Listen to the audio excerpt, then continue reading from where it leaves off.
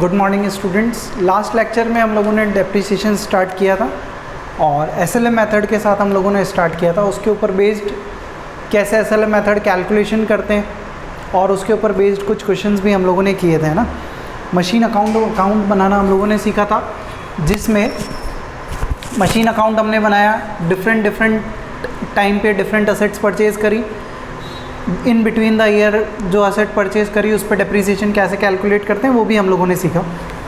आज जो हम क्वेश्चंस करेंगे उसमें प्रॉफिट लॉस की कैलकुलेशंस भी रहेगी कि अगर आप असेट को ख़रीद के और वापस से बेच देते हैं तो उसको बेचने से आपको कंपनी में कितना प्रॉफिट कितना लॉस होता है वो हमको मेनली कैलकुलेशन यहाँ पे करनी है।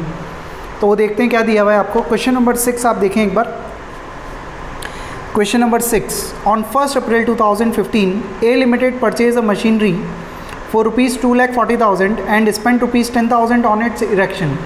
2,40,000 का मशीन परचेज किया और 10,000 रुपीज़ इरेक्शन के पे किए हैं, यानी टोटल कॉस्ट कितनी हो गई 2,50,000 रुपीज़। आगे क्या बोला है आपको, on 1st October 2015 and additional machinery costing rupees 1 lakh was purchase. और 1 अक्टूबर 2015 को यानी करंट ईयर में एक और मशीनरी खरीद ली, कितने रुपीज़ की 1 लाख। M1 M2 नाम दे देंगे हम लोग। On 1 October 2017 the machine purchased on 1 अप्रैल 2015 वो सोल्ड फॉर रुपीज़ 1,43,000, यानी जो फर्स्ट मशीन हमने खरीदी थी उसको क्या कर दिया हमने 1,43,000 पे क्या कर दिया, सेल कर दिया। And on the same day a new machine was purchase at a cost of rupees 2 lakh, यानी M3 एक और क्या कर लिया अपने मशीन परचेज कर ली। Clear. Show the machine account for the first 4 financial years after charging depreciation at the rate 5% per annum by straight line method. 5% per annum से क्या करना है अपने को, डेप्रिसिएशन चार्ज करना है। और मशीन अकाउंट बनाना है कितने साल का, 4 ईयर्स का हमको क्या करना है, मशीन अकाउंट प्रिपेयर करना है। क्लियर। तो करते देखो हम लोग स्टार्ट।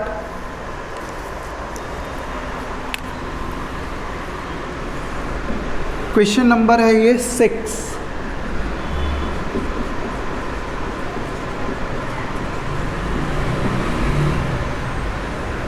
मशीन अकाउंट फॉर्मेट हम लोगों ने डिस्कस कर रखा है। डेट, पर्टिकुलर्स, LF का कॉलम, JF का कॉलम बनता है वो अभी हम नहीं बना रहे हैं यहाँ पे। फिर वापस अमाउंट, डेट, पर्टिकुलर्स, JF और अमाउंट। क्लियर है। फॉर्मेट हमने कल डिस्कस भी किया था लास्ट लेक्चर में। अच्छा सबसे फर्स्ट आपने मशीन खरीदी है कब, 1 अप्रैल 2015 को। तो यहाँ लिखेंगे क्या हम लोग, टू बैंक और ब्रैकेट में लिखेंगे क्या M1। और कितने रुपीज़ की परचेज करी आपने, 2,40,000 प्लस 10,000, कितना प्राइस हो जाएगा ये 2,50,000। और इसी ईयर में 1/10/2015 को ही एक और मशीनरी परचेज कर ली, क्या लिखेंगे यहाँ पे, टू बैंक और लिखेंगे क्या M2, सेकंड मशीन है और वो आपने परचेज़ करी कितने रुपीज़ की, 1 लाख रुपीज़ की। तो यहाँ पे लिखेंगे कितना, 1 lakh rupees. First year and होगा कब, 31 मार्च 2016 को। क्या चार्ज करेंगे इस पर, डेप्रीसिएशन।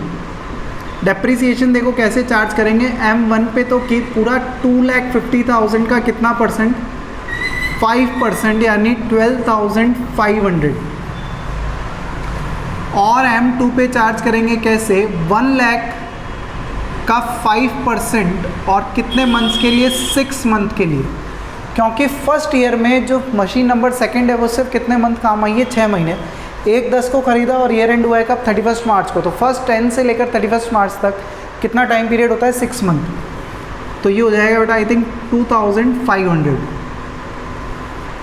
31 मार्च 2016 को ही क्या कैलकुलेट करेंगे, बाय बैलेंस CD, M1 और M2। M1 का 2,50,000 माइनस 12,500, यानी 2,37,500। और M2 में 1 लाख माइनस 2,500, 97,500। क्लियर। ये फर्स्ट ईयर की वर्किंग कंप्लीट। जो फर्स्ट ईयर का क्लोजिंग बैलेंस होगा सेकेंड ईयर के लिए क्या बनेगा, ओपनिंग बैलेंस। 1/4/16 को टू बैलेंस BD, M1 और M2। M1 2,37,500, M2 की वैल्यू 97,500। इस साल में और कोई ट्रांजैक्शन हुआ नहीं है। ईयर एंड होगा कब? 31 मार्च 2017 को। क्या चार्ज करोगे आप लोग? डेप्रीसिएशन M1 पे और M2 पे। तो M1 पे तो पूरा चार्ज होगा कितना? 12,500। और M2 पे इस साल कितना लगेगा? 1 लाख का 5%, यानी कितना लगेगा बेटा? पूरा 5,000 रुपीज़। पता चला फर्स्ट ईयर में तो हमने 6 मंथ ही यूज़ करी थी, इसलिए सिर्फ 2,500। सेकेंड ईयर में तो मशीन पूरे टाइम काम आई है, 1 अप्रैल से लेकर 31 मार्च तक, तो पूरे साल का depreciation. Original cost method, SLM method का एक और नाम हमने लास्ट लेक्चर में डिस्कस किया, ओरिजिनल कॉस्ट मेथड। तो 1 लाख का 5%, पूरे साल का 1 लाख का 5% कितना हो जाएगा? 5,000 रुपीज़। इस साल और कुछ हुआ नहीं है, तो 31 मार्च 2017 को क्या कैलकुलेट कर लेंगे? बाय बैलेंस CD M1 और M2। M1 का बैलेंस आएगा आई थिंक 2,25,000 रुपीज़ और M2 का बैलेंस आएगा 92,500। ये सेकेंड ईयर की अकाउंटिंग भी हम लोगों ने क्या कर ली? कंप्लीट कर ली। अब आते हैं थर्ड ईयर पे, जो स्टार्ट होगा 1/4/17 को। यहाँ पे लिखेंगे टू बैलेंस BD, और 2 मशीन का बैलेंस है हमारे पास M1 M2। M1 का बैलेंस है कितना? 2,25,000 रुपीज़ और M2 का बैलेंस है कितना? 92,500। इस ईयर में जाके हम लोगों ने क्या किया है? फर्स्ट मशीन को सेल किया ऑन 1 अक्टूबर 2017 को। भाई ये ईयर एंड कब होगा? 31 मार्च 2018, और हमने मशीन को सेल किया कब? 1 अक्टूबर 2017 को। जब आप असेट परचेज करते हैं तो लिखते हैं क्या? To bank. सेल करेंगे तो क्या लिखेंगे बेटा? By bank. एक बार के लिए मैं लिख देता हूँ यहाँ पे 1/10/2017 को क्या लिखेंगे हम लोग? By bank. और क्या बेची अपन ने? M1 बेच दी। और कितने रुपीज़ की सेल करी है आपने? M1। तो 1,43,000 रुपीज़ में आपने M1 को क्या कर दिया? सेल कर लिया। क्लियर है? अब इस M1 को सेल करने से हमको प्रॉफिट हुआ है या लॉस हुआ है, वो हमको क्या करना पड़ेगा? कैलकुलेट करना पड़ेगा। किस तरीके से कैलकुलेट करते हैं देखिए आप, यहाँ पे मैं वर्किंग कर देता हूँ उसके लिए। M1 के लिए हम लोग वर्किंग कर रहे हैं 1 अप्रैल 2017 को। ध्यान से समझना आप, 1 अप्रैल 2017 को इसकी वैल्यू कितनी है? 2,25,000 रुपीज़। 1 अप्रैल 2017 को वैल्यू कितनी है? 2,25,000। आप कह सकते हैं M1 की वैल्यू कितनी है? 2,25,000, जिसको हमने सेल कर दिया कितने पे? 1,43,000 पे। तो डिफरेंस अमाउंट हमारे लिए क्या है? लॉस है। 2,25,000 की असेट को हमने 1,43,000 में ही सेल कर दिया। तो आप कह सकते हैं क्या कि डिफरेंस अमाउंट जो है हमारे लिए लॉस है? नहीं, डिफरेंस अमाउंट नहीं। ये जो वैल्यू आ रही है वो किस दिन आ रही है? 1 अप्रैल 2017 को। और आपने असेट को सेल किया है कब? 1 अक्टूबर 2017 को। कब सेल किया है बेटा? 1 अक्टूबर 2017 को सेल किया है। यानी अप्रैल से लेकर 1 अक्टूबर तक आपने असेट को क्या किया है? यूज़ किया है। कितने मंथ्स? अप्रैल, मई, जून, जुलाई, अगस्त और सितंबर, क्योंकि 1 अक्टूबर को तो सेल ही कर दिया। तो 6 मंथ आप लोगों ने असेट को क्या किया है? यूज़ किया है। तो इस असेट पे 6 मंथ का भी क्या लगेगा? डेप्रीसिएशन लगेगा। उसके बाद जो वैल्यू आएगी उस पर कैलकुलेट करेंगे कि प्रॉफिट हुआ या लॉस। तो आप देखो 2,25,000, इस पर क्या माइनस करना है अपने को? 6 मंथ का डेप्रीसिएशन माइनस करना है। 6 मंथ का डेप्रीसिएशन, पूरा डेप्रीसिएशन कितना है? 12,500। पूरे साल का डेप्रीसिएशन कितना है? 12,500। तो 6 मंथ का डेप्रीसिएशन कितना होगा? तो ये आई थिंक अमाउंट आएगा 6,750। ये अमाउंट कितना आएगा? 6,250 सॉरी। ये अमाउंट आएगा कितना? 6,250। तो वैल्यू बचेगी कितनी? 0.5, इधर 9 में से तो 7, 14 में से 6 किया तो 8, सॉरी 2,18,750 की एसेट को आप लोगों ने कितने रुपीज़ में सेल की है? यानी 2 लाख 1 अक्टूबर को आप बोल सकते हो 1/10/17 के दिन असेट की वैल्यू कितनी है? 2,18,750। इस असेट को अपन ने सेल किया है कितने पे? 1,43,000 पे।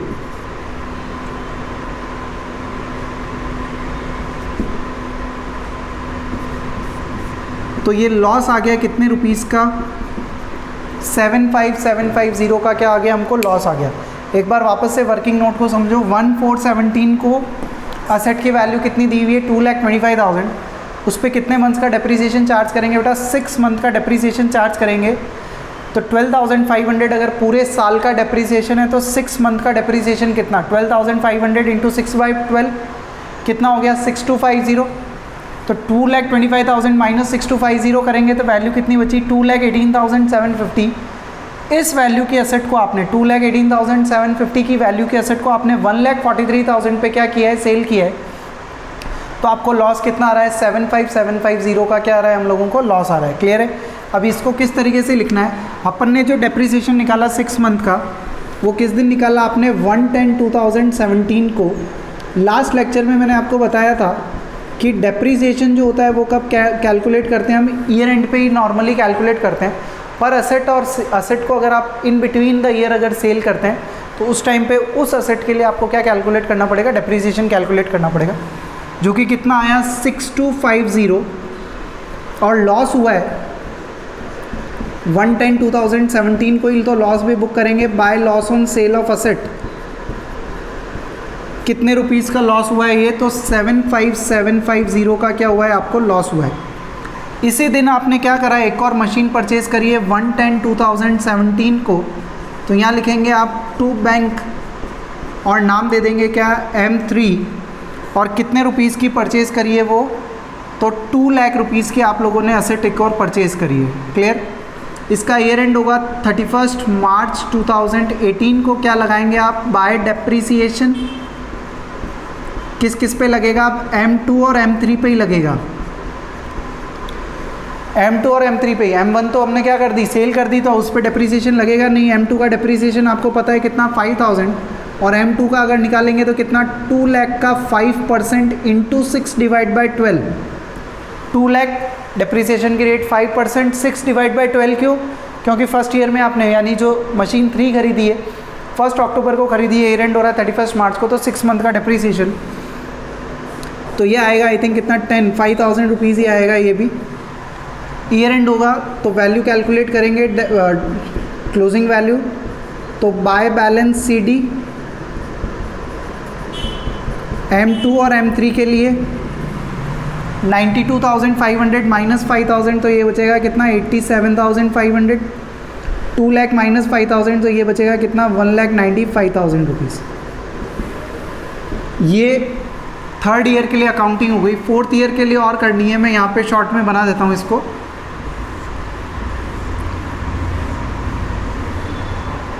थर्ड ईयर का जो एंड है वो 4th ईयर के लिए क्या बनेगा, ओपनिंग 1/4/18 को टू बैलेंस BD। किस किस का बैलेंस है हमारे पास, M2 और M3। M2 का बैलेंस है कितना, 87,500। M3 का बैलेंस है कितना, 1,95,000 रुपीज़। क्लियर। ईयर एंड होगा 31 मार्च 2019 को। क्या कैलकुलेट करेंगे, बाय डेप्रीसिएशन M2 और M3। M2 पे तो डेप्रीसिएशन फिक्स है 5,000। इस बार M3 पे कितना लगेगा, 2 लाख का कितना परसेंट, 5% पूरा। इसका मतलब कितना, 10,000 रुपीज़। क्लियर। 31 मार्च 2019 को ही क्या कर लेंगे, बैलेंस कैलकुलेट कर लेंगे बाय बैलेंस CD। M2 और M3 के लिए बैलेंस कैलकुलेट कर लेंगे। M2 का बैलेंस आएगा 82,500 और M3 का बैलेंस आएगा कितना, 1,85,000 रुपीज़। क्लियर है। तो इस तरीके से ये क्वेश्चन हम लोगों ने सॉल्व किया, जिसमें क्या आया, परचेज़ और सेल का। इसको आप वर्किंग नोट भी बोल सकते हैं। तो जहाँ पे आपका क्वेश्चन फिनिश होगा, खैर नोट्स में आपको मिल ही जाएगा, बट स्टिल जहाँ पे क्वेश्चन ख़त्म हो उसके नीचे भी आप बना सकते हैं या अलग से भी कहीं पे बना सकते हैं, कोई दिक्कत नहीं। ठीक है। असेट सेल परचेज का कंसेप्ट भी हम लोगों ने सीखा। अलग अलग असेट्स अलग अलग डेट पे परचेज़ करी वो तो वही है। उसके अलावा एक असेट सेल करी, जब असेट परचेज़ करते हैं तो टू बैंक, सेल करते हैं तो बाय बैंक। जब भी आपने सेल करी है तो तब तक का क्या कैलकुलेट करना है आपको, डेप्रीसिएशन कैलकुलेट करना है। और फिर जो वैल्यू बचती है उस पर उसको कंपेयर करेंगे सेल वैल्यू से। जो वैल्यू बच रही है उसको सेल वैल्यू से कंपेयर करेंगे। तो इट मे बी प्रॉफिट और लॉस। अगर लॉस होता है तो क्रेडिट साइड में by loss on sale of asset, in case अगर प्रॉफिट होता तो डेबिट साइड में लिखते क्या, to profit on sale of asset. Clear है? तो इस तरीके से आपको ये क्वेश्चन को सॉल्व करना है। डेप्रिसिएशन इजी है, लेकिन वर्किंग नोट जो है प्रॉफिट लॉस की कैलकुलेशन वाला वो इम्पॉर्टेंट है, ध्यान रखना आप। 1 अप्रैल को यानी ओपनिंग वैल्यू कितनी है, फिर उसके बाद कितने मंथ्स बाद सेल किया तो उतने टाइम का डेप्रिसिएशन, फिर जो वैल्यू बचेगी उसको सेल वैल्यू से क्या करना है, कंपेयर करना है, और क्या कैलकुलेट होगा, प्रॉफिट या लॉस कैलकुलेट होगा। लॉस है तो by loss on sale of asset, profit है तो to profit on sale of asset, इस तरीके से। क्लियर? नोट्स में आपको मिल ही जाएगा ये। और करते हैं, देखिए क्वेश्चंस।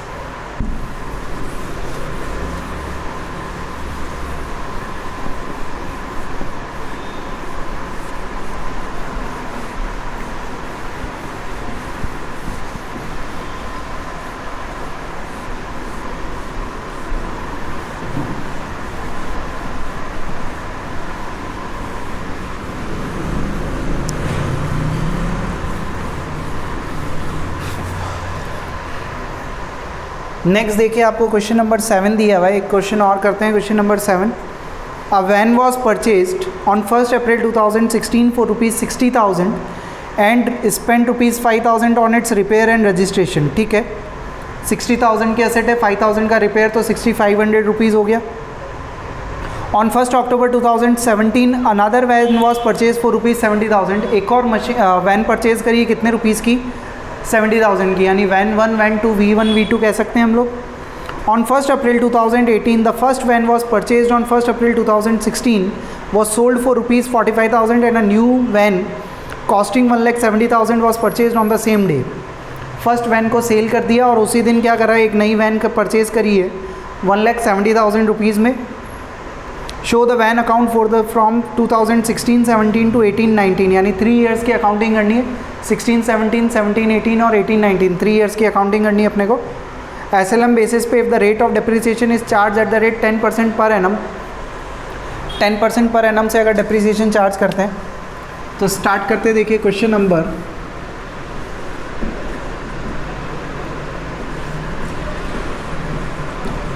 7 बनाएंगे क्या अकाउंट, वैन अकाउंट बनाएंगे हम लोग। डेट, पर्टिकुलर्स, JF का कॉलम हम लोग ड्रॉ नहीं कर रहे हैं, अमाउंट, डेट, पर्टिकुलर्स और अमाउंट। क्लियर? फर्स्ट वैन आपने परचेज़ करी 1 अप्रैल 2016 को, तो 1/4/2016 क्या लिखेंगे आप, टू बैंक, और यहाँ पे नाम दे देते हैं हम लोग V1। कितने रुपीज़ की परचेज़ करिए, 6,000 और 5,000 का इंस्टॉलेशन, रजिस्ट्रेशन वगैरह, तो 65,000 रुपीज़। ईयर एंड होगा कब, 31 मार्च 2017, उस दिन तक कोई और ट्रांजैक्शन हुआ नहीं है, तो डेप्रिसिएशन चार्ज करेंगे बाय डेप्रिसिएशन। डेप्रिसिएशन किस पे, तो V1 का डेप्रिसिएशन है। अच्छा कैसा है, तो 65,000 का कितना परसेंट, 10% पूरे साल का, कितना हो जाएगा बेटा, 6,500 रुपीज़। 31 मार्च 2017 के दिन ही क्या कैलकुलेट कर लेंगे, बाय बैलेंस CD, V1 का क्या कर लेंगे, बैलेंस कैलकुलेट कर लेंगे, तो ये वैल्यू बचेगी 58,500। फर्स्ट ईयर के लिए जो क्लोजिंग बैलेंस है वो सेकेंड ईयर के लिए क्या बनेगा, ओपनिंग बैलेंस 1/4/17 को टू बैलेंस BD M1 कितने रुपीज़, 58,500। उसी साल में आपने क्या करा, 1 अक्टूबर 2017 को एक और वैन परचेज करी 1/10/2017 को to bank, van number second V2 V1 V2 कितने रुपीज़ की परचेज करी है, 70,000 रुपीज़ की। क्लियर है? ईयर एंड होगा कब, 31 मार्च 2018 को बाय डेप्रिसिएशन V1 और V2। V1 का डेप्रिसिएशन कितना है, 6,500, और V2 का डेप्रिसिएशन कितना लगेगा, तो 70,000 का 10% इंटू कितने मंथ्स के लिए, 6/12, 6 मंथ के लिए कैलकुलेट होगा। तो ये हो जाएगा कितना 70,000 का 10% इंटू 6/12 तो 3500 ना। इसी दिन का क्या कैलकुलेट कर लेंगे 31 मार्च 2018 का balance CD by balance CD V1 और V2, तो ये बचेगा 52,000 रुपीज़ और इसकी वैल्यू बचेगी 66,500। ये सेकेंड ईयर। अब करेंगे कौन सा, थर्ड ईयर के लिए अकाउंटिंग करेंगे। थर्ड ईयर के लिए प्रॉफिट लॉस, यस अब जो अकाउंटिंग करेंगे वो हम लोग करेंगे किसके लिए, थर्ड ईयर के लिए। थर्ड ईयर में क्या करना है, असेट को सेल करेंगे तो प्रॉफिट लॉस वगैरह भी आएगा। 1/4/18 को क्या लिखेंगे सबसे पहले, टू बैलेंस BD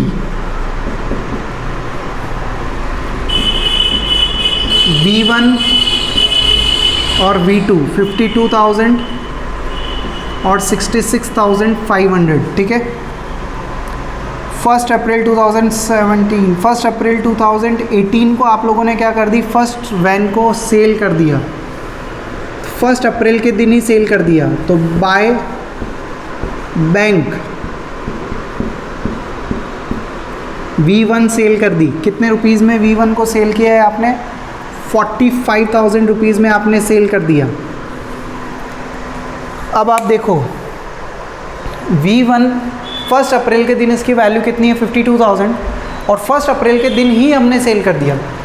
1 अप्रैल की वैल्यू दी हुई और 1 अप्रैल के दिन ही सेल कर दिया। तो वर्किंग नोट बनाने की अच्छा ज़रूरत नहीं है, डेप्रिसिएशन कैलकुलेट करने की ज़रूरत नहीं है, ओपनिंग डे पे ही क्या कर दिया आपने, सेल कर दिया। 52,000 के असेट को 45,000 रुपीज़ पे सेल किया है, तो कितने रुपीज़ का लॉस है, सेम डे 1/4/18 के दिन लॉस बुक कर लेंगे, डेप्रिसिएशन तो लगेगा नहीं।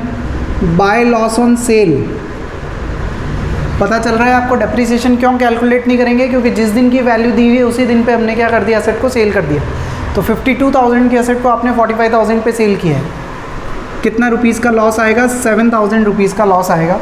और इसी दिन आपने एक और मशीन परचेज़ करी है, एक और वैन परचेज़ करी है, to bank van number 3 purchase करी आप लोगों ने, कितने रुपीज़ की, 1,70,000 की। तो ये 1,70,000 की आपने वैन परचेज़ करी। ईयर एंड होगा कब, 31 मार्च 2019 को क्या चार्ज करेंगे, बाय डेप्रीसिएशन, डेप्रीसिएशन चार्ज होगा V2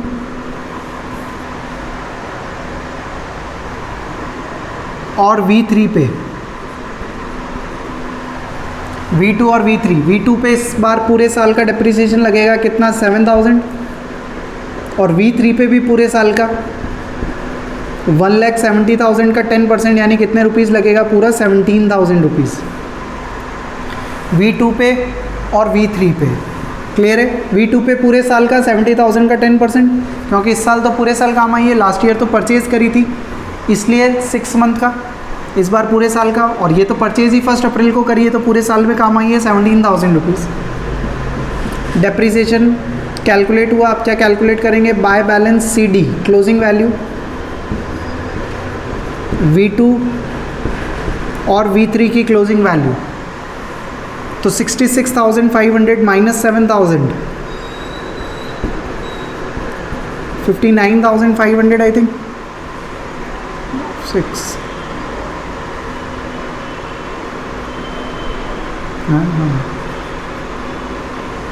और इसमें 1,70,000 माइनस 17,000